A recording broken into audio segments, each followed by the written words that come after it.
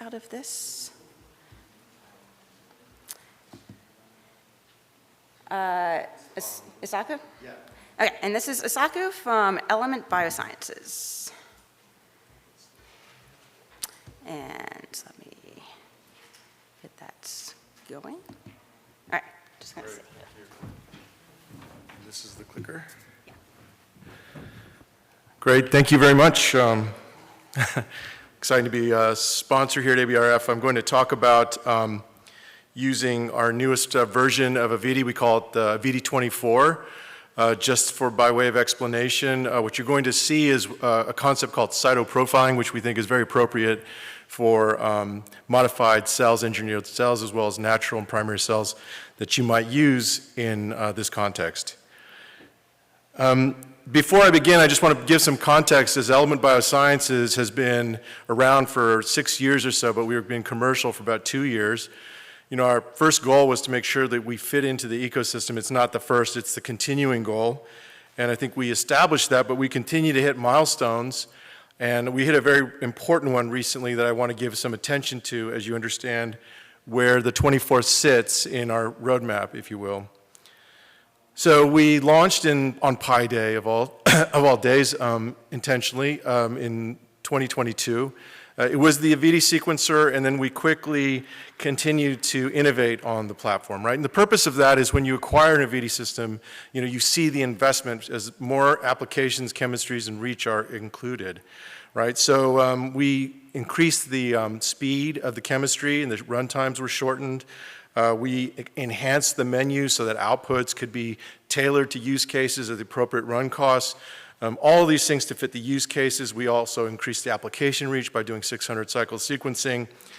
And as of the beginning of April, we released what's called a Cloudbreak Freestyle. So now conversion no longer has to happen on the bench, right? You can take a linear third-party library, as we describe it, on the user interface, and you can directly load it onto the AVITI system, and away you go. Further later down the year will be the AVITI-24. Will be launched at the second half, probably closer to the back half of the second half of this year, and that's what I'm going to talk about today, right? So 24, the beauty of that is that it's an instrument that is a capability built on AVITI itself. So if you were to acquire an AVITI, you can always have the capability added to it without having to buy a separate instrument. The problem statement we were trying to solve is really to come up with a solution that was cohesive, right? It's one standard chemistry to allow you to do multi-parametric analysis, right? That was comparable from experiment to experiment, leading to imaginings around artificial intelligence, machine learning, and be able to actually understand and predict what's happening in a cell. And also to consolidate or collapse different sort of non-talking platforms, which are beautiful in their own right, but not really designed to work together, right, in the systems biology concept. So the idea was, what if we could do that with AVITI? And this is an imagining that started well before we launched AVITI, right? It was born out of this slide I hope many of you have seen in talks that we've given before, right? First principles of design were to make it so it was modular and not strictly limited to DNA sequencing applications, right? But we used that cycling chemistry we established in the launch process. And so the question became, now is it time, can we point this technology toward this concept of systems biology? What would that look like? What would be an effective solution? And some of those are listed here, and I'll go through them step by step. This is to make you familiar, and I'm trying to move through this quickly so that we have time for our speakers. I also want to explain that what you see now is something that I can show you in live demonstration at our booth number 103. Okay. We're also having a informal cocktail hour this evening from 7 to 9. I'm happy to talk to you about that informally as well, but you can come to the booth this afternoon or tomorrow to see the demonstration. The system is quite elegant, right? The architecture is the same as the AVITI, but when you upgrade it, we add software, firmware, and hardware capabilities that allow it to do this more sophisticated analysis. And we made one accessory available, which is essentially a flow cell, essentially a culture dish. Right, a culture dish that can be interfaced with our flow cell, and then immediately you're going into our 24 workflow. This chemistry is, this workflow is as simple as this 30-second or 40-second rapid fire demo. You can see that that culture dish is essentially layered onto the glass in the fluidic path, and then you do the normal things that you would using the AVITI system. you put it in the machine. And that end-to-end workflow, from the moment you have those cells ready to interface with the sequencing flow cell, takes about 24 hours, right? There's lots of interesting features that allow you to anticipate what happens in the 24 hours. 24 hours is suddenly going to seem like a long time. You can wait or prepare what your next run is. I can show you that separately when you see the demonstration. The next few slides are going to just show you what's the basis for believing this is actually going to yield great results, useful scientific results, right? And here we ran it through its paces. Can you do in situ analysis at the same quality level and output that we can do in an in vitro library that's standard NGS? And of course we can. You can see the background's very low, the phasing pre-phasing phenomenon is very muted as compared to standard sequencing. And so the read lengths and the requirements that you would expect for in situ analysis are there, right? And we also want to show you that we understand that this is all a statistical probability in many respects. You're seeing actual signals, but we also have we expect to bring confidence intervals to show you, what is the sensitivity level, what is the actual dynamic range of this system, what's the confidence of one copy number versus others in the context of the cells you're looking at. And what kind of samples can you use, right? This is an oft-asked question of me and others, but this is meant to be a more holistic view of cellular analysis. That's why we call it cytoprofiling.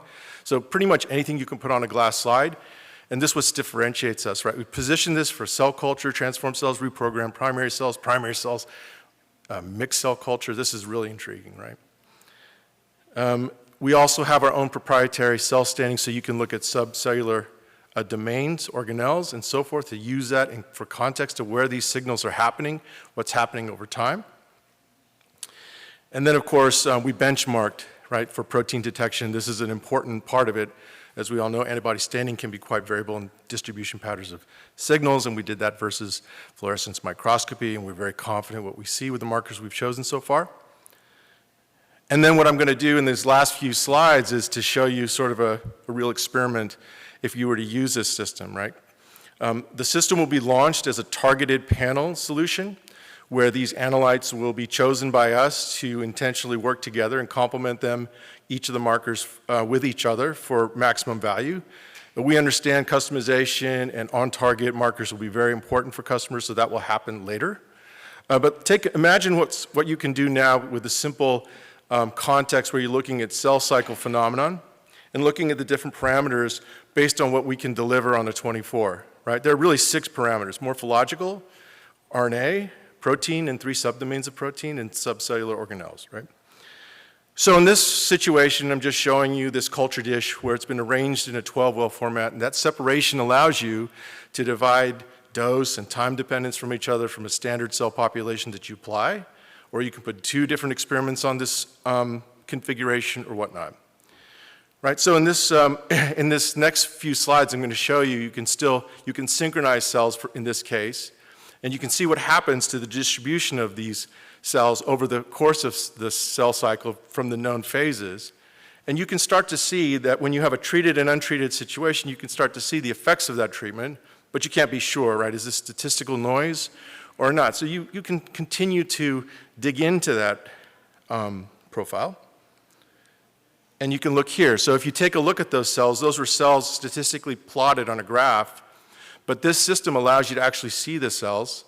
So this is what you would see off deck in a visualizer tool will provide. And you can look up close, right? Now we did a time dependence post-lovastatin treatment, and you can see when you see up close, of course, the things that you expect are happening, right? The divergence of that synchronized cell to its different phases of the cell cycle, but you really can't probably quantify this, but you can certainly qualitatively understand what's going on here. This is very useful later when you want to select cells in the analysis that you want to look at from the analyte perspective. You look deeper, you look at the RNA profile. Now you can start to see, based on the calculations of these counts for these targets, real differential treatment, right? Response to treatment. And then lastly, you can look at protein detection, and this is like looking at the phospho effects of what we've done, and you can see that here because of the detection reagents we're going to include through PTM for phosphoproteins, right? So very intriguing multi-parametric study, very open system that's designed not to be just limited by one sample type, but a whole diversity of sample types and a lot of empiricism welcomed to this platform, because we know in cell culture, cell biology, a lot of it is very use case dependent, very experimental design specific, and this system is designed to answer that. At the end of the day, this is the imagining, right? You can take this data, you can take this sort of pro forma understanding of all that's known about signaling pathways and say, as you see this kind of animation, this is the up-down regulation pattern of the experiment you designed, right? Can you apply mathematics to understand more predictably what is happening in this model system? Perhaps, right? So that's the vision, right? At the end, I'm just going to conclude with, our idea was to build a solution that allows you to detect biomolecules, but to leverage that across multi-analytes and to bring phenotypic analysis so that you could ultimately create solutions that might be geared toward personalized medicine. So that's a lot of information. I welcome you to come by our booth to hear more or get a live demonstration of the instrument. And with that, I'll hand it back to our host. Thanks. All right. Any questions for Isaku before he sits down? Real quick, we have a few minutes. Okay. So next, I'm going to introduce our lightning talk. This will be from Shuiying Zhao from BD Biosciences. I pronounced that correct? Hope. Okay.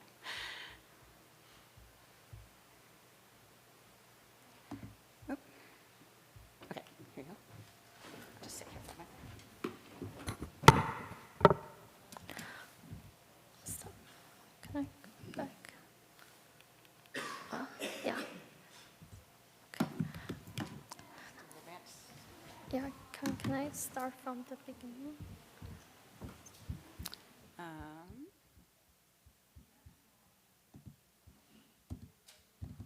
There we go. Yeah, okay. Hi, sorry. Hi, everyone. Thank you for coming to the talk today. Today, I'll talk about our HT system for advancing single-cell capture through the immune response profiling. Our HT system can enable flexible and high-throughput single-cell capture throughout our 8-lane cartridge. We can either use a subset of these 8 lanes and store the cartridge and reuse the rest of lanes. The cartridge can be stored to up to a year. Or we can use all the 8 lanes in one experiment, and we can input the samples of up to 500,000 in one cartridge. To demonstrate the capability of the high throughput, we load different cell input in different lanes of the cartridge. The results shows low multiply rate, high cell capture rate, and good sensitivity. Our system can not only enable flexible and high throughput, but can also give you consistent results over the time. In these experiments, we show that the results from our stored cell capture beads up to a year. From the t-SNE plot, heat map, and the correlation plot, we can see that our Rhapsody bead is stable up to a year.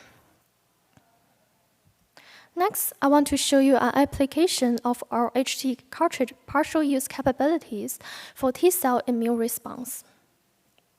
In these experiments, we collect the cells from the healthy and lupus patient and treat with them 2 conditions. We stain the cells and load the cartridge partially with cells at 2 time points. We then analyze the results. The data analysis suggests we can collect the results from 24 conditions in one cartridge. We can also analyze the results from the mRNA expression and the protein expression for the specific subset of the T cells. In conclusion, our cartridge can enable the flexible and high throughput while maintaining the consistent results over time. This gives us the power to study the complex system, which give you the reliable results. Thank you.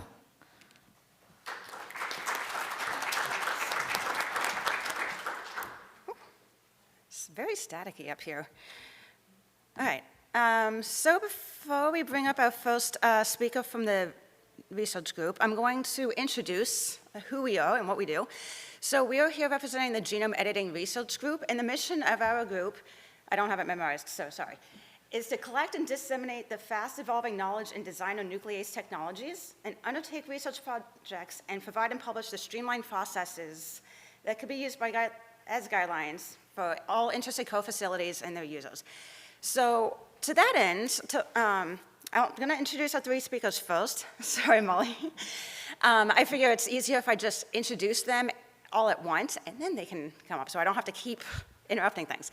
So first, we're going to hear from Molishree Joshi from the University of Colorado, and she's going to walk us through common pitfalls in genome editing, which fits very nicely with our mission. We learn things the hard way, so you don't have to. And then next, we'll have Shondra Pruett-Miller from St. Jude's Children's Research Hospital. And I'm trying to open these and talk at the same time, so that's not going well.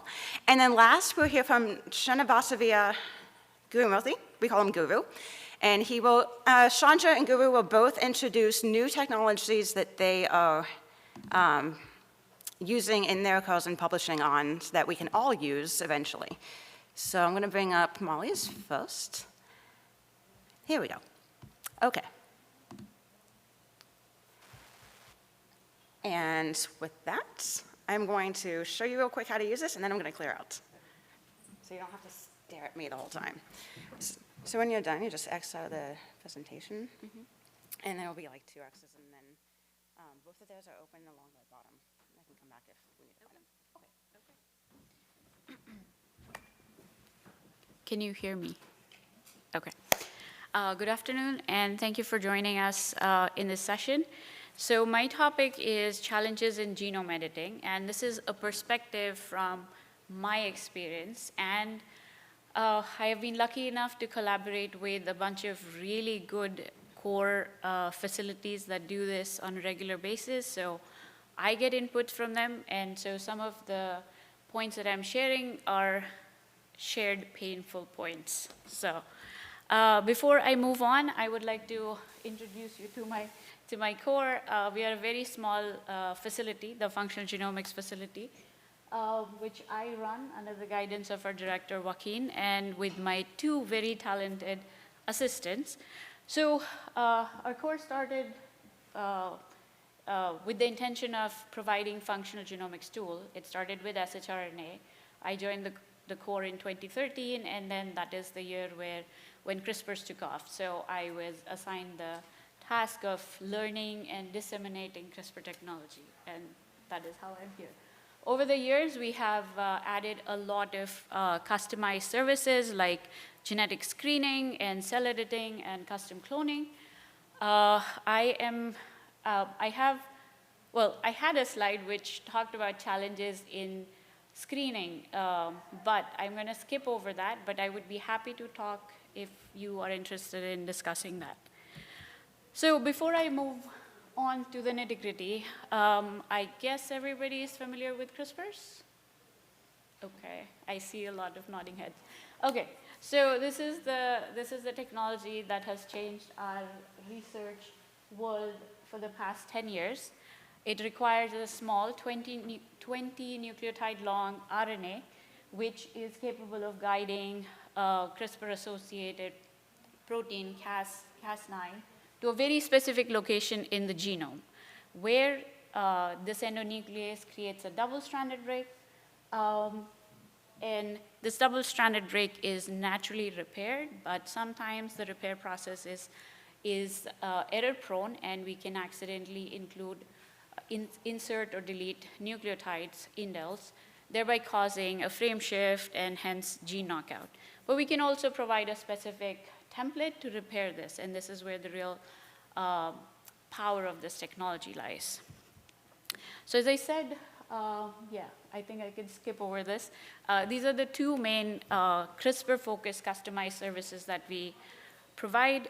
Genetic screening, where we can design and custom clone CRISPR libraries and help the labs in executing screens and identifying their synthetic lethal hits or whatever the assay is. and we do a lot of cell engineering. So my talk is going to focus on cell engineering in context to immortalized cells, cancer cells. My core does not offer services to edit stem cells or iPSCs, so I constantly struggle with aneuploidy and amplifications in cells that have a lot of unknown factors. As I said, we can discuss this, but not right now. So, challenges in cell engineering. So, like any big technology, this also has challenges. Tissue culture has challenges like contamination. PCRs have challenges like no amplification. So similarly, cell engineering has a lot of challenges. And I have listed some that I have personally encountered, or we as a group have personally encountered. The most popular challenge with genome engineering is off-targeting. But there are several techniques that you can use to identify if a guide RNA has an off-target effect, as simple as PCR or as involved at guide-seq or circle-seq. And these assays have led to designing algorithms to design guide RNA that are more efficient in on-target editing and have less of off-target editing. There are other ways that you can increase or decrease off-target edits. You can use high-fidelity Cas9, or you can use reagents like ribonucleoprotein, which are in the cell very, very transiently, and hence do not have the opportunity to edit off-targets. There are also alternate methods, like using alternate forms of CRISPR Cas9 enzymes. So this is my cheat sheet. This is a slide of all the different platforms, algorithms I could find that can help you design guide RNA, software for predicting indels, software for designing HDR, and additional platforms. As you can see, there are multiple platforms where you can design guide RNA. But the problem is that every platform outputs a different set of guide RNA. So here I'm showing you an example of guide RNA for P53, one of the most well-studied gene in context of cancer. And the output is from 6 different platforms. And as you can see, there is very little overlap between the guide RNA that different platforms are designing. So if you are new to this type of experiment, this can be a conundrum. How do you decide which guides to use? We've been doing this for some years, so we have our favorite platforms to design guide. I like CRISPR, which is the platform from Broad Institute. We tend to get our reagents from IDT, so I kind of favor them. But this is something that I think personally every lab, core, individual would end up deciding which guides they want to go with or which company they like. The next aspect is, once you've designed guide, how do you deliver them? So the guides can be delivered as DNA, RNA, or RNPs, which is ribonucleoproteins, where you complex the guide RNA with the Cas9 protein. All these methods have pros and cons. We tend to use RNPs because, one, they're quick on action, they have low off-target editing, and they're highly efficient. They can be less stable, but as long as you're careful in handling them, they work really well.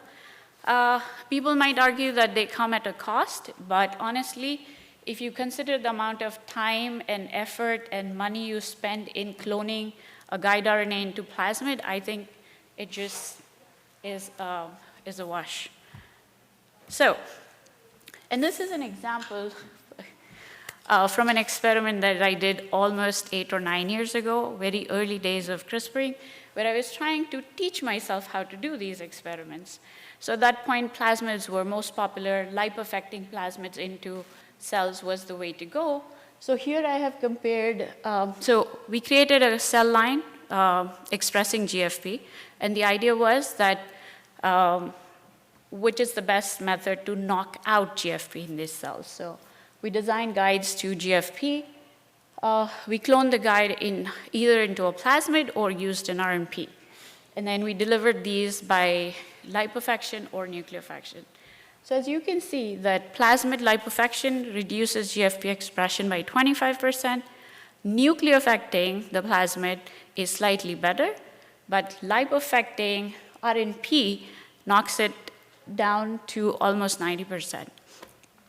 At this point, I did not do the nucleosuction plus RNP, but that is definitely our preferred method to go forward. For most knockout experiments, we don't really need to nucleoaffect because we do see quite good efficiencies in knockout just with liposuction. Plus, not every cancer cells, especially the cancer cells that my group wants me to edit, they don't have nucleosuction conditions optimized. And in effort to minimize the expense on the project, I sometimes just bypass the nucleosuction optimization step and liposuct it. So this is a workflow for how we knock out cells, knock out genes in cancer cells. So if nucleosuction conditions are known, we nucleoaffect RNP. If not, then we liposuct it. But in case we don't get any knockout with liposuction, then we have to go back, figure out if the guide is good. If the guide is good, then we go ahead, nucleoaffect. Otherwise, you go back to the drawing board. So generating knockout cells pools is not very difficult. The painful process is the monoclonal or the single cell isolation process. And I don't know, how many of you do this? Oh, and I'm sure you love it. Yes. So, single cell cloning is, I would say, almost necessary for most of the experiments, at least in my hand. I just feel like if I don't single cell clone the pooled population is going to evolve, and then it would, the editing is going to change over time. So I do prefer to single cell clone, but I do not like the process. So you can single cell clone using limiting dilution, or you can use cloning cylinder if that is something you're familiar with. Flow sorting, or nowadays there are fancier equipment like the cell dispensers and the cell printers. So depending on how much infrastructure your core has or university has, you can use one of these things. So again, this is still not the difficult part. Plating cells is not difficult. Analyzing them surely gets to the more time-consuming and tedious part. I hate going through several 96-well plates, analyzing them on the microscope, but there was a time that is the only way we could do it. But nowadays, there are plate scanners that make life easier, so I highly recommend getting one of those. That has definitely made our genome engineering platform a lot more smoother. But bottom line is that this is a tedious, laborious, time-consuming process. And certain cells are clearly not amenable to this. Confirming monoclonality, irrespective of what method you use, you are going to have wells that have no cells. You are going to have wells that have multiple cells. So confirming monoclonality is definitely important for the process. And then, of course, not every monoclonal population grows out. So to make life further difficult, monoclonal population behave very differently. And this is, I see some people smiling, so I think we all can agree that post single cell cloning, the clones that you get, they behave differently. And I don't think that we have an answer as to how you decide which clone to go ahead with. Some people attribute, this has been attributed to the inherent heterogeneity in the wild type population. So one of the papers suggests that you actually single cell clone before you edit the cells, and then you single cell clone again. In that case, the final edited single cells that you get are more homogeneous. But I don't have an answer for that. This is something that the researchers have to make a decision empirically. Okay, so I do want to take a minute and talk about this issue that we have been seeing lately, the discrepancy in the DNA and the RNA and the protein level in the edited cells. So in my core, for knocking out gene, we use 2 guide RNA that are in close proximity. If both guide RNA hit the same allele, you will see deletion or a smaller PCR band, which is demonstrated on the gel on the side. So, okay. So on this example, I have 2 clones which, according to DNA PCR, show that they are homozygous knockouts. When we do protein analysis, there is absolutely no expression of protein.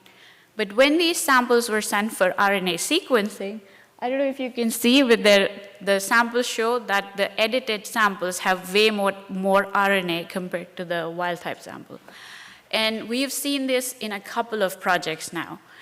So this researcher was not particularly, he was confident going ahead with this project because their RNA-seq data matched their shRNA data. So when they created the knockdown cell line, the knockdown and the CRISPR knockout cell lines were behaving very similarly. So they were not really worried about it. But when you go to publish this is going to raise some questions. How are you going to explain this to the reviewers? This is another example where we saw the same thing. We're trying to knock out EphA4 in a mouse cell line. At the protein level, there is no expression of the gene. But again, the RNA-seq data shows higher level of EphA4 in the edited cells. So if you encounter, as a core, if you encounter this, there are going to be very lengthy discussions about how to address these, and specifically in papers and reviewers' comment. But this is nothing new. This paper actually describes this phenomena in detail, and I think this is a good paper to cite if you do see an increase in mRNA in your edited cell lines. Knocking out essential genes has its own problem because one, either the cell is not going to survive the knockout, or you're going to have a very specific 3-base deletion in your gene. So if you do try to knock out a gene which is essential, you will typically have a 3-base deletion. There's also issue with gene-independent effects. If your gene is expressed in regions that are highly amplified, irrespective of the function of the gene, you might see a phenotype. So this is also something that you want to be mindful of. But you can, and because not every cancer cell line is very well characterized, I run into this problem a lot. If you are using iPSC lines or stem cell line, you may not actually encounter these issues. But as I said, the real power of this technology is in knocking in point mutation, tagging genes, and for such experiments. The only thing that you need to do is add a donor template in addition to Cas9 and guide RNA. And this donor template can be a small small single-stranded oligonucleotide, plasmid, PCR product, donor block, AAV, plasmid, depending on your payload. But HDR, or knocking in process, is way more inefficient than trying to create a knockout. And I have learned the hard way that just saying, oh yeah, we can knock something in, doesn't really work always. You really need to know the cell line properly, the ploidy, the gene copy number. You need to know whether the PI is expecting a heterozygous knockout, homozygous knockout. Are there any alternate options for selecting for mutation? To give you an example, if you're making a point mutation in P53, certain mutations will make the cell resistant to nutlin treatment. So can I just hit the cells with nutlin and see what survives? These are the kind of strategies that you might want to think of. You might want, if the cells are not characterized, you do want to have them karyotyped, maybe do whole genome sequencing, digital PCR, copy number assays before you start the assay. The other thing is you really want to know more about your gene also. And this is a process which is very time consuming. You have to design the whole strategy. So this becomes a little more involved. And if you are doing this experiment in your lab, you are familiar with your cell line system, your gene, but as a core, you really have to go above and beyond and learn a lot more about projects before diving into this. Yeah, this is a crazy schematic of how we go through the process. I'm not going to go into that, but I'd like to show you some examples. So this is an example where we are trying to knock in a mutation in IA3 gene in this breast cancer line. The gene is expressed in, resides on chromosome 1, which you can see are in 3 copies. With every additional copy of the gene, it becomes exponentially difficult to create a homozygous knock-in and even get clean heterozygotes. Okay, so typically in addition to the mutation, we also add silent mutation so that we can do restriction analysis to see which clones are the right ones. So first we analyze everything at the pooled level. Our pooled analysis shows that yes, there are some cells that did get the knock-in. Then we proceed to single cell cloning.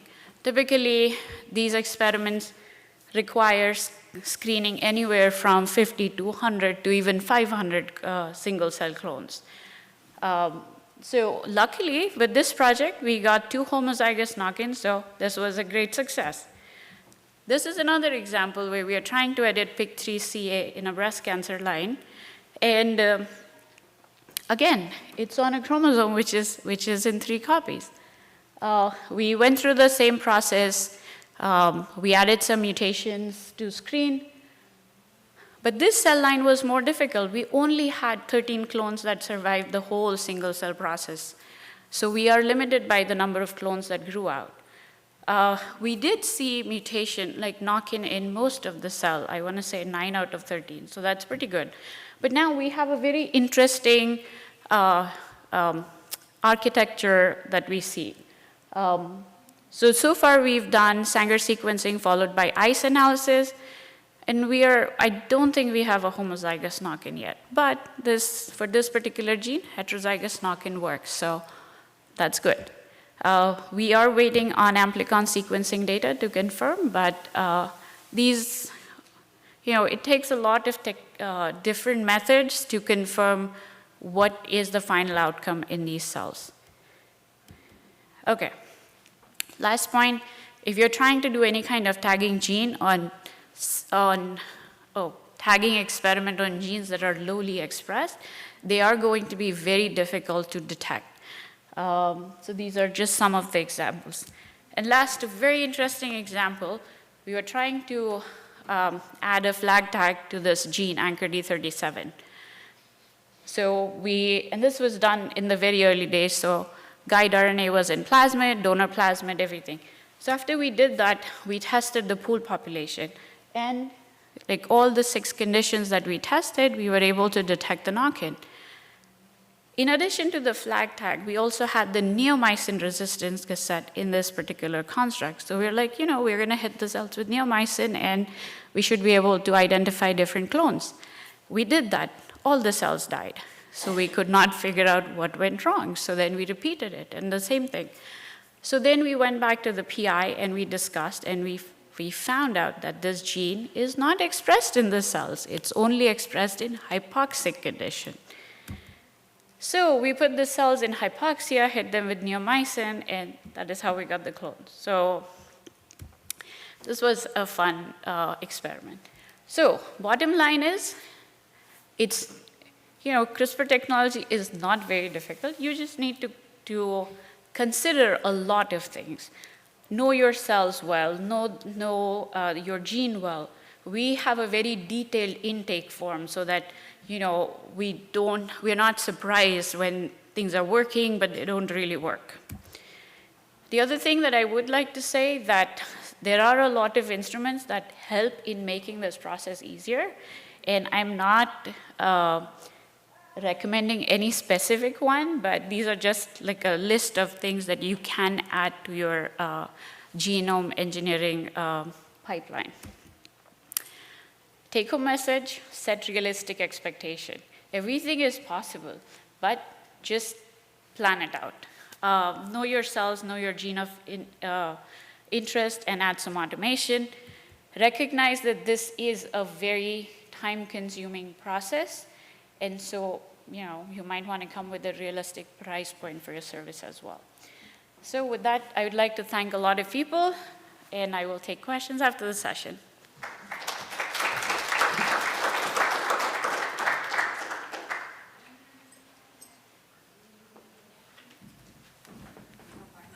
We'll see. We'll see if I can do it.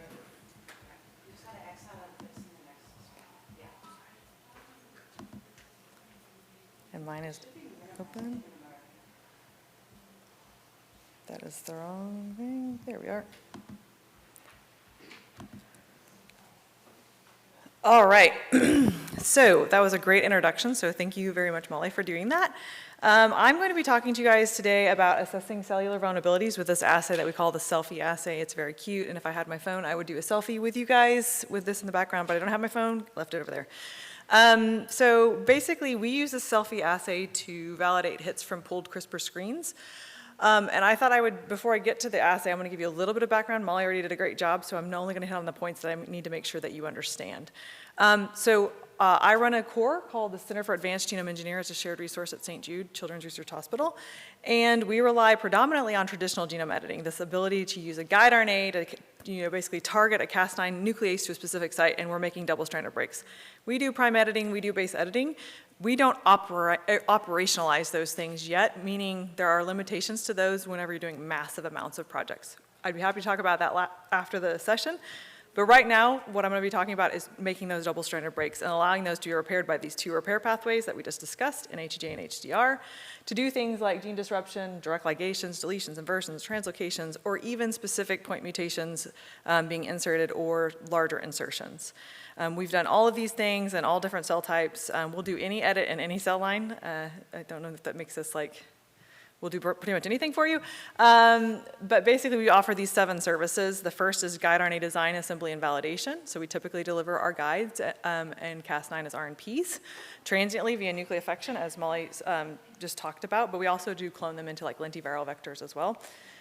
We also do create custom edited cell lines, which she just discussed in detail. To give you an idea of the scope and the breadth of what we're doing, we finish about 4 custom clonal projects every single week, so we're doing lots of these, hundreds of these a year. We also work with our injection facility, which Guru is going to talk a lot about making animal models, but we work with our injection facilities, and we create about 1.5 new animal models every single week. We also do targeted next-generation sequencing to figure out what are the CRISPR editing outcomes. So that's how we screen our clones, our animals, our pools of cells. And we sequence about 5,000 samples every single week. We also facilitate high-throughput genetic screens. This is where I'm going to focus most of my time on, is basically facilitating that. So we'll do basically everything but the actual screen itself. So we'll do the upfront and we'll do the downstream applications. We also provide edited cell pools. These are typically going to be knockout cell pools because you can get really high rates of knockout, but we'll also do enriched, like if you have a gene that's tagged with a fluorescent protein, we might tag it, sort for color if it's expressed at a high enough level, and then give it to the end user. And then this last thing is our CelFi assay. And we actually just started doing this about 2.5 years ago, and it was a way to really validate hits from pooled CRISPR screens. And so what is a pooled CRISPR screen? Just in a nutshell, pooled CRISPR screening usually starts with a population of cells that is expressing your Cas9 protein or Cas12a protein. So it's expressing the nuclease. And I'm going to limit this to CRISPR knockout for right now. Then you provide the cells with a pool of, or a library of sgRNAs or guide RNAs that each express a different guide RNA, and then you deliver these typically in lentiviral format, such that each one of those guide RNAs, you have one guide RNA going into each cell so that you're able to make one genetic perturbation per cell. That results in, can you see? You cannot see.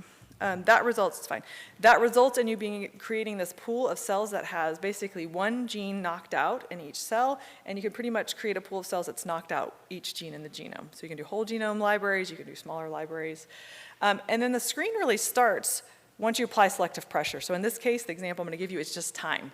So the idea here is like what genes, when I knock them out, cause the cells to basically die over time. And those would be genes that are basically vulnerabilities for that cell type.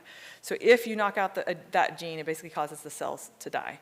And so in this case, this picture here, you can see, you can't really see it, but there's basically cells missing. And so what we would be saying is like what gene was knocked out in those cells that have died, and that will tell us what those genetic vulnerabilities are. And then you basically take this pool, you expand up the surviving cells, you see what survived, and then you sequence those guide RNAs to see what were the important genes. And this is typically done with next generation sequencing or short read sequencing, because all you really have to capture is that guide RNA sequence. So in a nutshell, pooled CRISPR screens, you can basically look at genetic perturbations in mass, and you can use the guide RNA sequence themselves in order to figure out what genes are important for the question that you're asking. So I want to call your attention to this project. It's a really awesome project called the Cancer Dependency Map. This was done at the Broad Institute, and they basically did thousands of pooled CRISPR screens, so about 1,000 different cell lines, or over 1,000 different individual cancer cell lines. And they did these whole genome pooled CRISPR screens. And the reason why they were doing this, it was part of this project, that map. And one of the arms of this project was basically doing these pooled CRISPR screens, but the goal of this project was really to figure out what are vulnerabilities to specific types of cancer.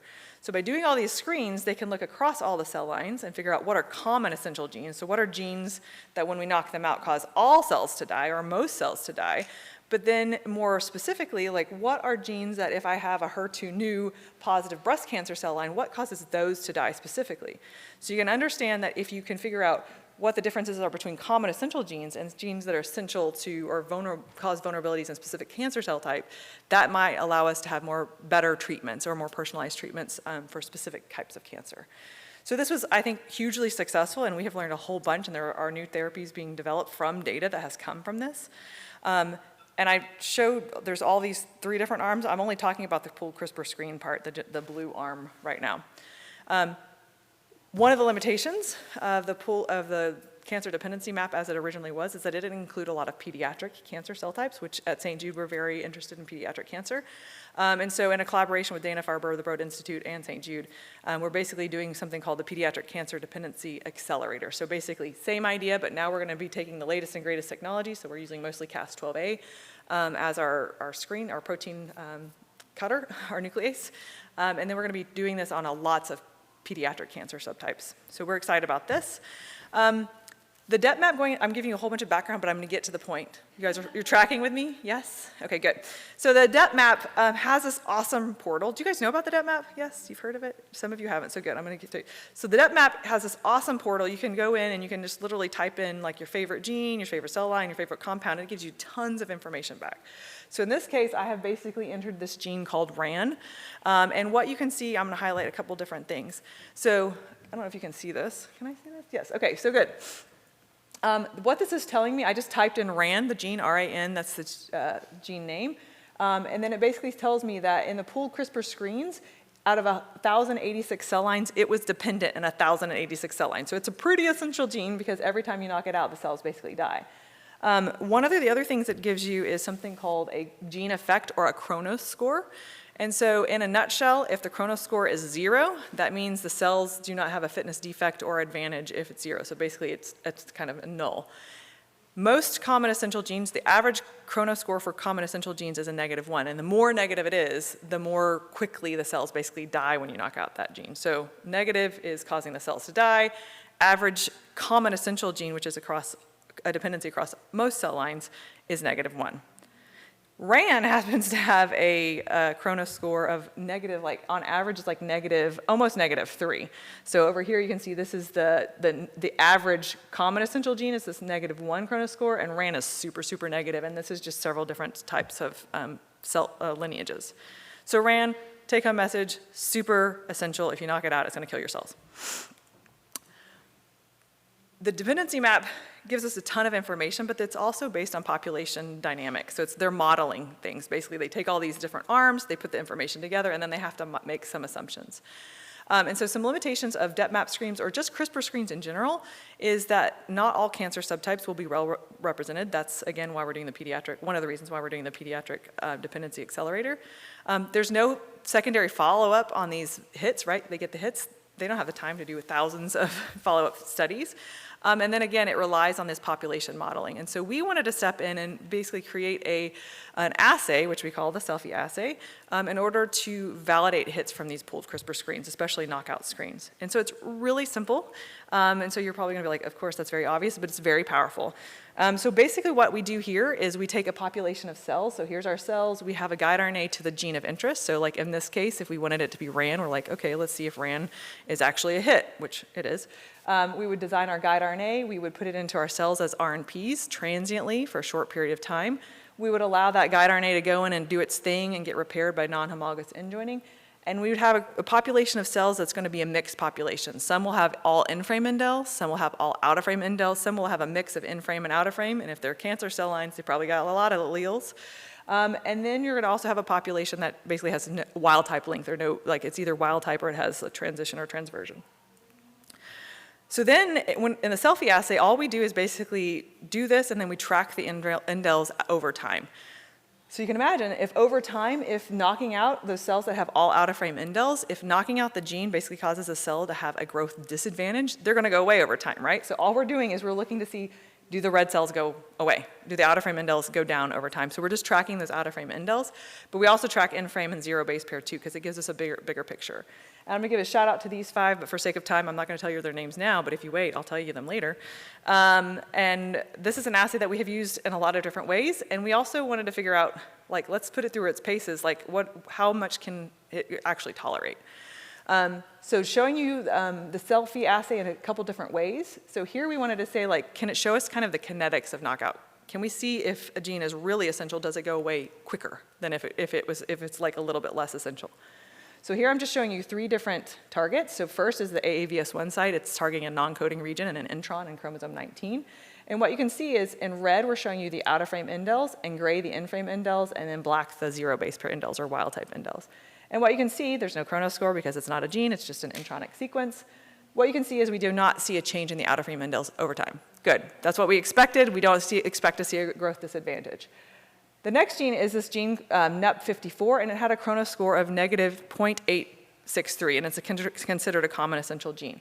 And what you can see is those red out-of-frame indels go down over time. This is day 3 to day 21. And over time, you're seeing a loss in those out-of-frame indels. So it looks like, yeah, this gene is actually causing a growth disadvantage because when we have cells that have all alleles knocked out, we are losing them. And then RAN, you can see, again, one of those most common essential genes, you can see that it really depletes very, very quickly, and you get rid of almost everything. This likely has to do, it's probably a haploinsufficiency. Like, even if you knock out one copy, it causes a growth disadvantage. All right, so that's kind of the starting point. We wanted to put this through its paces even more, and so we took 3 different cell lines, HCT116s, DLD1s, and NOM6. These are all diploid cell lines. And then we tested a different range of common essential genes that had chronoscores that were kind of ranging close to 0 but negative, and then all the way down to RAN, which is closer to that -3. And then we included some controls, so our non-coding control, and then a gene that has MPC1, which it really has a little bit of a positive chronoscore, so we didn't expect it to have a growth disadvantage. Now I'm showing this in a different way. Take-home message from these are the 3 different cell lines. These are the genes. They're plotted in, basically, these are our controls, where we didn't expect to see an out-of-frame change, a change in the out-of-frame indels. And then they get more negative as you go by. And that's basically what we saw. All of this is from the DepMap. And so you can see, like, this is our positive control. You can see that those out-of-frame indels, which I'm only plotting the out-of-frame indels here over time, you can see those out-of-frame indels don't go away. And then as you get a more negative chronoscore, you can see, like, this RAN is just like, it just goes way down really quickly. Another way of plotting this, and another way that allows us to, like, compare across experiments and cell lines, is to do something what we call the cell fitness ratio. And all we do is take these out-of-frame indels at the late time point and divide them by the out-of-frame indels at the early time point, and that gives us a ratio. And so what you can see here is just basically plotting this data in a different way. And on the right-hand side, we're showing you a chronoscore. On the left-hand side, and that's with those black triangles. And then on the right-hand side, we're showing you a fitness ratio. And so what you can see is, again, as you get more negative with the Kronos score, you can see that our fitness ratio is mapping with that pretty well. So we're really excited to see this. We're like, great, this is like a 2-week, 3-week assay. We can validate things. Because we had people telling us, man, I got this hit from the depth map, and my postdoc's been working on this for 2 years, and we're not getting the same results, so we don't know what to do. But we're like, oh, in 2 weeks, 3 weeks, we can tell you if it's a hit or not, and they really like that. We wanted to also see if guide RNA activity masked a fitness defect. And so one of the things we did is, like, if you have a really crappy guide, you're going to get really few indels. What are the chances that you have all out-of-frame indels in the same cell line? And so we basically took genomic DNA. This is full-strength genomic DNA. And then we diluted it by different folds all the way up to 32-fold, where we're less than a percentage of indel activity. And we basically got very similar results in terms of our fitness ratio, no significant difference between the time points, but you can see that when we got really low, the error bar got larger. We also are oftentimes working in cancer cell lines, and so we wanted to know, does ploidy affect the fitness ratio? So here we're showing you this gene is the gene that we're knocking out, PPIL2, in different cell lines, NOM6, U2OS, and K562, which have increasing number of copies, all the way up to 7 in the K562 cells. And basically, these are the Kronos scores, very similar Kronos scores across the different cell lines from this depth map. But we do see that all of these fitness ratios are less than 1, so we do agree that there is a fitness defect when you knock out this gene. But we do see that it's a little bit muted in K562 cells. So when you have a lot of alleles, it's really going to be hard to get all of the indels out of frame, whether you're making a cell line or you're validating a hit from a pooled CRISPR screen. Likely you wouldn't do a pooled CRISPR screen in K562s because there are so many copies if you're doing knockout. So that is one thing to be aware of. Our CelFi assay also looks at elucidating mechanisms of action. And so basically this is an example where we worked with Joe Offerman's lab to basically figure out if what genes cause resistance to this drug called DHA. And what we did, he had done a pooled CRISPR screen. He had come up with this gene called HRI. This is the gene, the protein's called HRI kinase. And basically what they figured out is when you knock out, this is the gene that causes resistance to the drug. And so our CelFi assay, the way it worked is we have our pool of cells. We add in our guide RNAs or our RNPs. We get that mixture of in-frame, out-of-frame indels. We add the drug for 2 days and then wash it out. If it's correct, if that's the gene that's causing resistance to the drug, what you see is you actually get an enrichment for those out-of-frame indels because you're killing off everything else, and the thing that caused the cells to survive, or that it's working through the mechanism of action, actually causes the cells to survive. And so that's what we saw. We actually saw an increase this time in our out-of-frame indels, and then you can actually see an increase in the fitness ratio. I see that my time is pretty much up, and so I'm going to rush through and just show you. We were able to find, I'll just tell you 2 more take-home messages. We were able to find both false negatives and false positives using the CelFi assay from the DepMap or other pooled CRISPR screens. It's nothing against DepMap, we really love it. But it's limited by the fact that it's population modeling, and it's limited, basically the input that you put in is kind of some of the output you get. So in this example, we basically looked at a whole bunch of different genes that were supposed to be cell line specific dependencies. So in this case, we expected the red things to be down fitness defect because the Kronos scores are lower. And we expected the things that are in gray to be close to 1 on the fitness ratio and close to 0 on the Kronos score. But one of the things that popped out is this gene, which we expected to only be dependent in NOM6, was actually showing a dependency in HCT116s and DLD1s. We looked at the guide RNAs that were actually used in the DepMap, and they all also showed that there was a dependency. So this is an example of a false negative. So they basically missed these, which we expect kind of quite a few false negatives, because when you do a screen, it's kind of like a wide net. I think the thing that was more interesting to us, or kind of surprising to us, that we also found fairly easily false positives. And just briefly, there's this gene called OTOP1. It's listed as a common essential gene. If you read about it, it's basically involved in like the otoconia and the otoliths in your inner ear, and it's involved in vertigo. So like the idea that this would be a common essential gene across all cell types is a very weird idea. So we're like, what about this gene? Maybe it's not real. And indeed, when we test it in cell lines that have negative Kronos scores, it showed no fitness defect. And then just to drive this home, the point home about like pooled CRISPR screens and doing lots of those in modeling, the DepMap actually gives out Kronos scores. Every quarter they release a Kronos score, and you can see that this is the Kronos score for this gene in these 2 different cell lines, and it's changed quite dramatically over the last few years. It is getting less negative, so it's kind of trending with what we think. But just a warning, like when you do a pooled CRISPR screen, you should validate those hits. Don't just go forward and be like, yep, everything looks good. And here's an assay that we think is cheap, easy, and can give you the results fairly quickly. And I'm just going to finish up with the take-home message. The CelFi assay is a quick and easy assay to validate pooled CRISPR screens. It works in aneuploid cell lines. It works in different cell lines. Even if your cell line you didn't do a pooled CRISPR screen in it, you can use the CelFi assay. It can even work with guide RNAs that don't cut well. We've been able to identify both false positives and negatives, and we can use the CelFi assay to answer biological questions that are novel. So it doesn't require you to do a pooled CRISPR screen in order to use the CelFi assay. It's an assay that can look for cellular defects. And with that, I will hand it over to Guru. I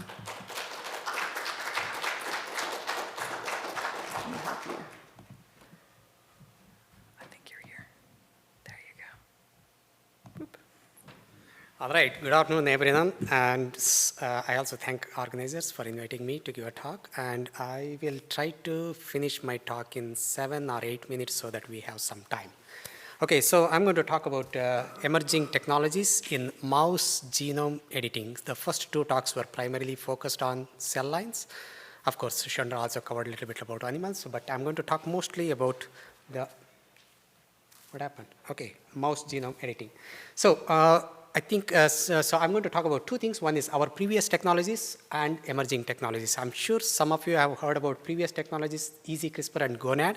I'm going to spend only like 2 or 3 minutes, and emerging technologies, I'm going to spend about 5 or 7 minutes. Okay, coming to Easy CRISPR. So I'm sure many of you know, like there are 4 different kinds of animal models: knockout, small changes, large cassette insertions, gene replacements. And the first 2 categories are very easy. About 20% of the transgenic cores receive that kind of request. And majority of our projects are like nearly 80%, that is large cassette insertions and gene replacements. But the first 2 categories is very easy to do with regular CRISPR, and also it is very hard. The last 2 categories are very hard.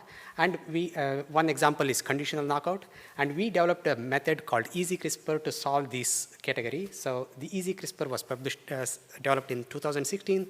It stands for efficient additions with single-stranded DNA inserts CRISPR. That means like instead of using double-stranded DNA, we started using long single-stranded DNA that really helped in increasing the knock-in efficiencies.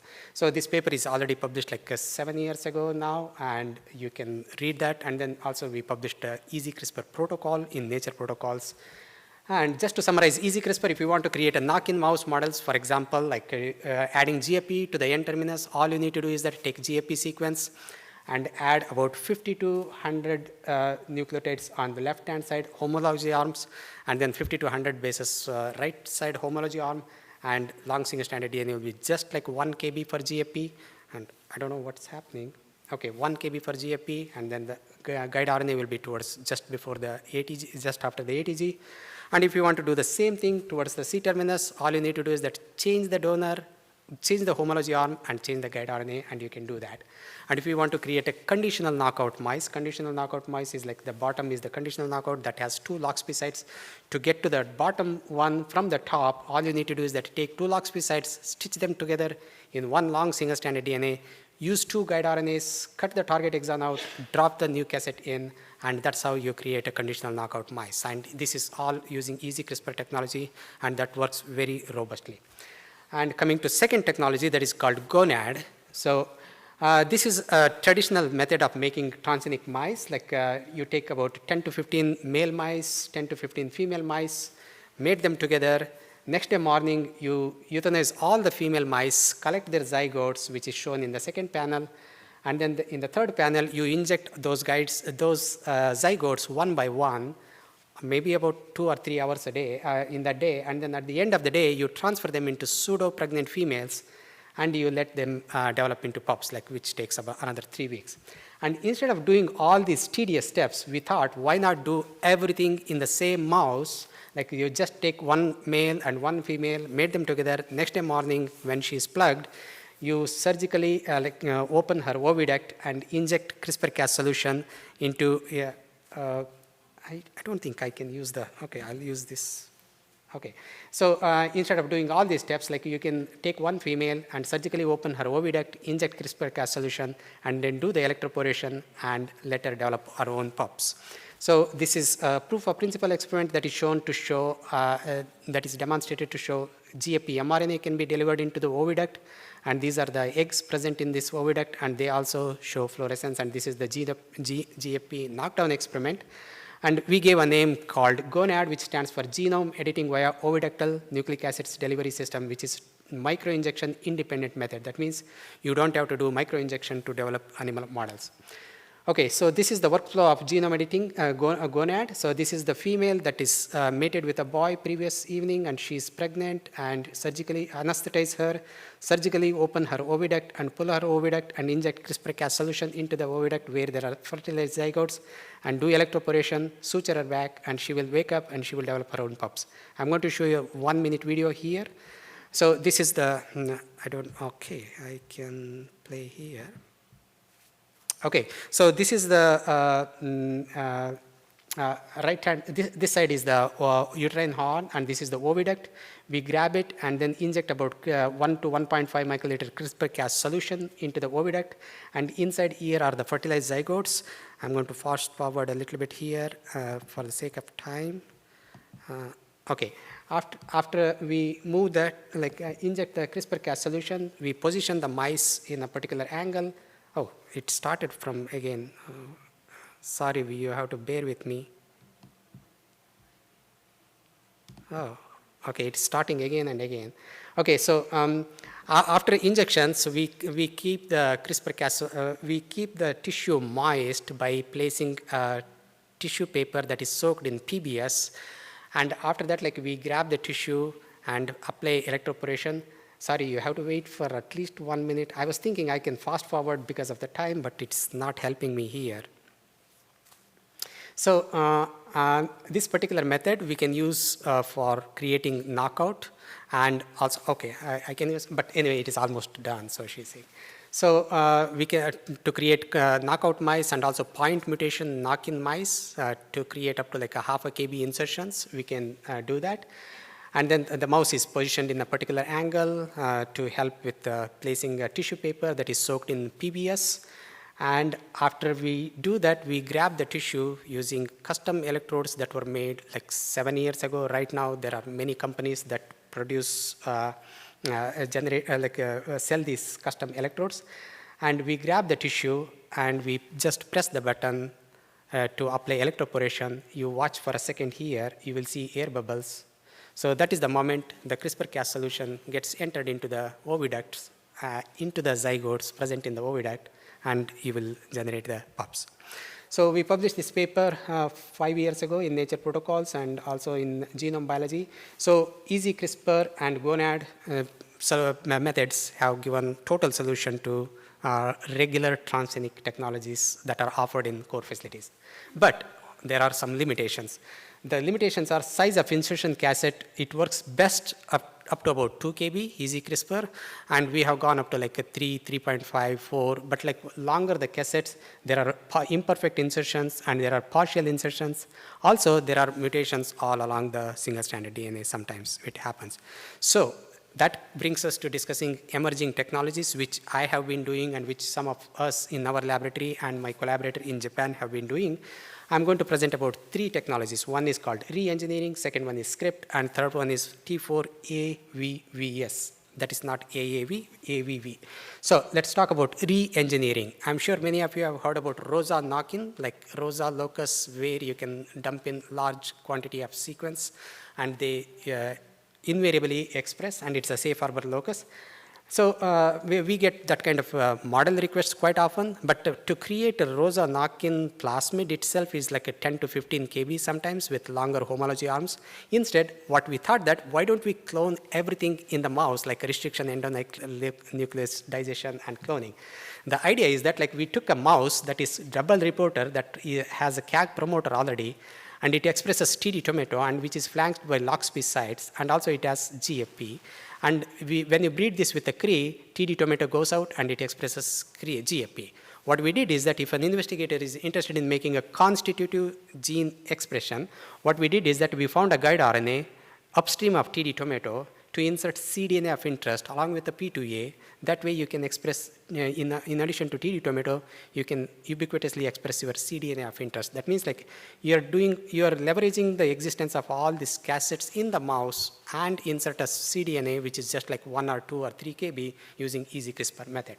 And if you want to do the conditional expression, you can do the same thing here upstream of GFP with a cDNA and P2A, and you can generate this conditional overexpression model.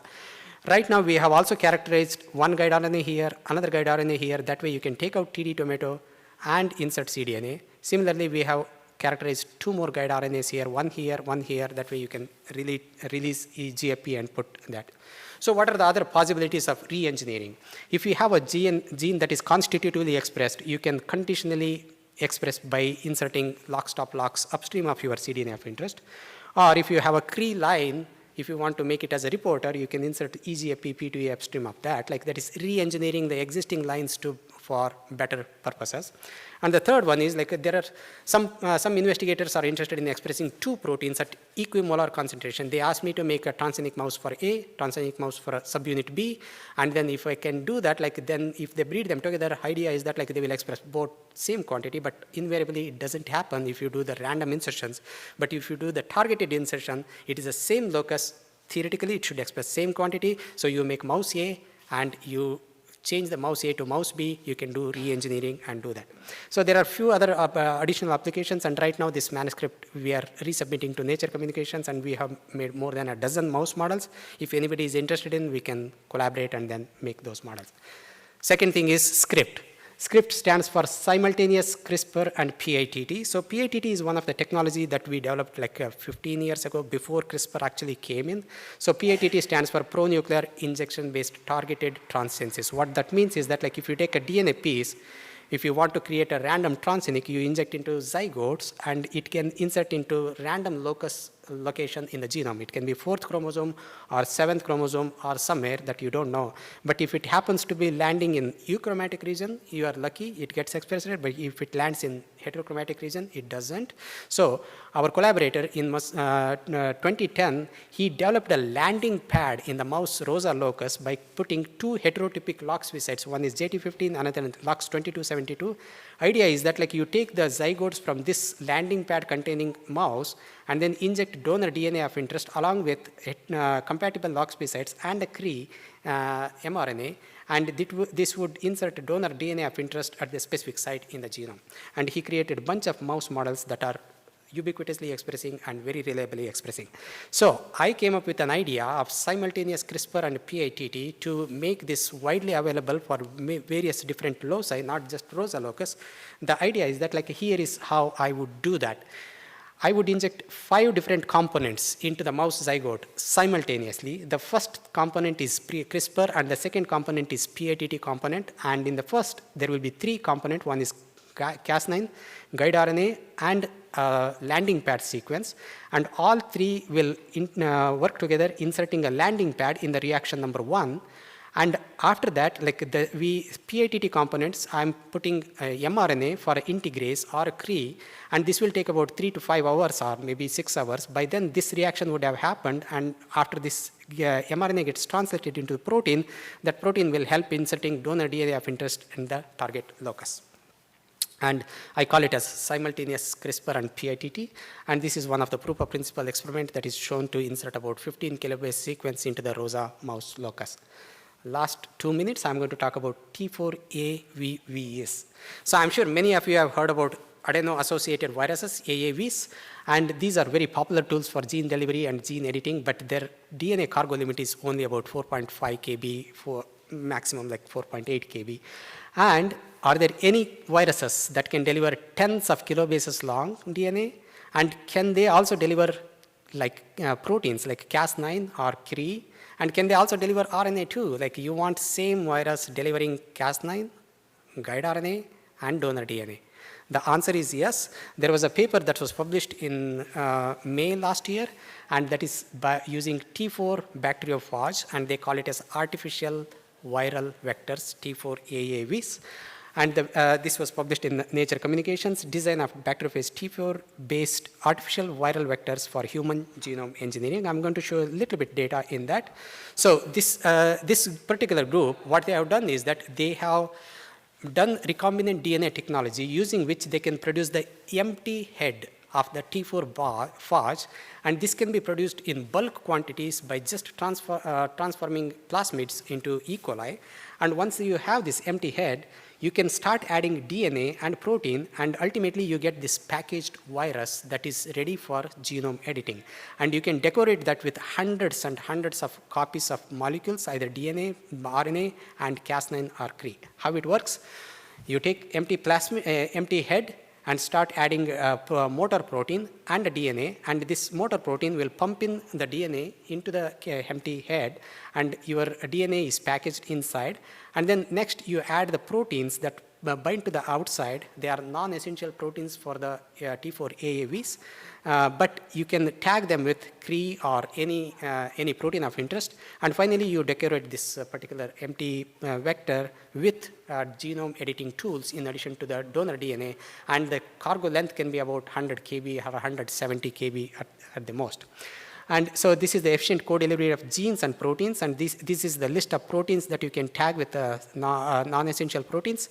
And so we tested this for CRE delivery, and we injected this into MTMG mice to show that like TT tomato can get converted into GFP. And this is just a first proof of principle experiment. With that, I'll be happy to take any questions. I think we really went over time, right? Yes, sorry.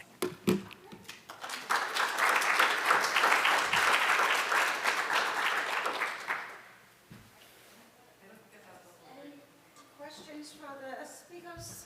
Come to the microphones. Let's do one for all three of you. So heterozygous versus homozygous, sort of what are the considerations for that? Is it titrating reagents in? Obviously going to be different in things in vivo versus the in vitro cell lines, for instance, but any commentary on that?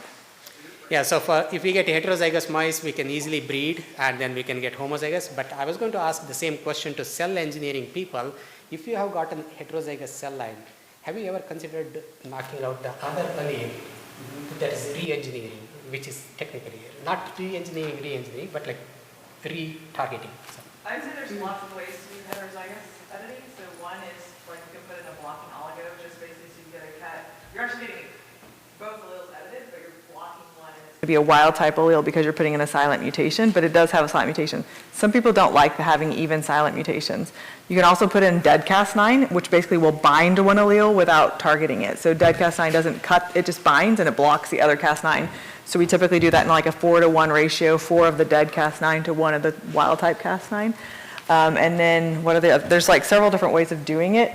Another way is just to screen more clones. So you don't necessarily have to do that. But the dead Cas9 and blocking oligo are both options that we have used.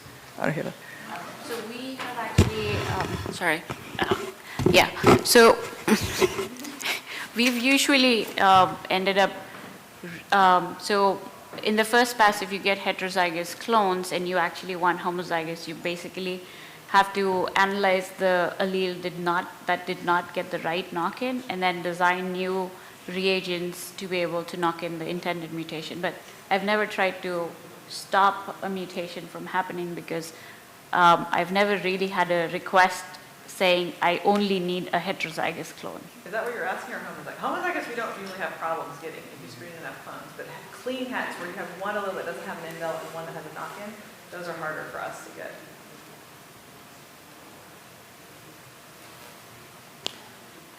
For RNP, how many guide RNA from different gene can you do at the same time? You want to try? You have more experience. So I think the question, if I understand correctly, is how many genes can you knock out or modify at the same time? With the RNP? With RNPs. Yeah, so we never try, if we're trying to make multiple different edits, we never expose the cell at the same time to multiple pairs of guide RNAs unless we're trying to cut something out, because what happens if you cut here and you cut here, something falls out, or if you cut here and cut here, you get a translocation. So we would do it sequentially, not meaning that you have to go through the whole process multiple times. We would put in the reagents for edit number 1, we would wait a week, we'd put in the reagents for edit number 2, we would wait a week. Now, we would never try to sequentially do something that's like a large insert, because the rate of editing is going to be like 1 to 10%, and if you have 1 to 10% of edit 1 and 1 to 10% of edit 2, to get both of those edited in the same thing would be very, very hard. So that we would actually go through the whole process of making the knock-in and then the whole process of making the knock-in again. But we've done, I don't know, 6, 7, 8 gene knockouts, but it's like we wait 3 days, we wait 4 days, we keep hitting them. Knockouts are much easier, but we don't want 2 cuts happening at the same time in general. The other option, if you're doing point mutations, you could do base editing, right? That doesn't create double-stranded breaks, but the limitation of base editing is you get bystander effects. So to operationalize base editing in a cell line engineering platform is difficult because we're not like obsessed with one target and we can like optimize the crud out of it. We are like 80 targets every week, and so we don't have the luxury of saying like, oh yeah, this guy doesn't cause bystanders or not. And another question for the CelFi. So you're testing consecutive days. How do you know if different genes behave differently? For example, one might show at day 8, one day 1, and maybe at the one that is earlier on, maybe those cells die out and the wild type take over, for example. It's a beautiful question. So it's not just the gene, it's also the cell line, right? Sometimes the editing happens faster in some cell lines. So that's why we kind of take a range. So we typically do 3, and because most we deliver as RNP, and so the editing is mostly done by day 3 in most cell lines, because you want to catch it after the editing is complete, but before the dying starts happening, and that's hard to do. So we do 3, 7, 14, 21, and we've gone out to 28 days because sometimes it's like a couple dominoes have to happen before you see the death. So I think that knowing your gene, knowing your cell line is important, and sometimes, if you needed to take a time point every single day, you could. But it is hard, that window of when is it complete and when do they start dying, that's a hard one to find. So this will be quick. The zona pellucida is the real barrier to getting things into a mouse embryo. You said the word inject. Do the T4 AVVs get through the zona pellucida, or are you having to deliver So them? this particular experiment, what we did for T4 AVV, we injected, micro-injected, and we are also going to try LNP, and there are some kind of like LNPs that are known to work for zona pellucida in mice. We don't know yet if these are all, I've written a grant, let's hope we can give it a try and then see how it goes. So the first experiment what we did was microinjection. I also want to answer the first question of the previous one. Like we did 3 different guide RNAs and 3 different RNPs to knock in 3 mutations on the same gene, exon 2, exon 5, exon 9. And I mixed all of them and injected. We were hoping we will get all 3. We did get all 3 within just 100 zygotes. Some were like all 3. Some were first 2, and some were like second 2, and some were just 1, 1, 1, like that. So in theory you can do that, but there is also a risk that like you can get deletion in between the first 2 and third if it is in the same exon or the same gene, or sometimes if it is in different exons or different genes, then may be complex events. Now everyone only has 5 minutes to get to the next talk. So I want to thank all of you for coming to our session. I hope you enjoyed it. If you have other questions for our speakers, you can find them wandering around elsewhere. I also want to thank again our speakers from Elements and BD and our AV helper in the back. I didn't catch a name, but I really appreciate it. So thank you very much for coming, and I'll let you get on to the rest of your meeting. Enjoy the rest of the conference. It was 17 minutes. I got it. It was nice.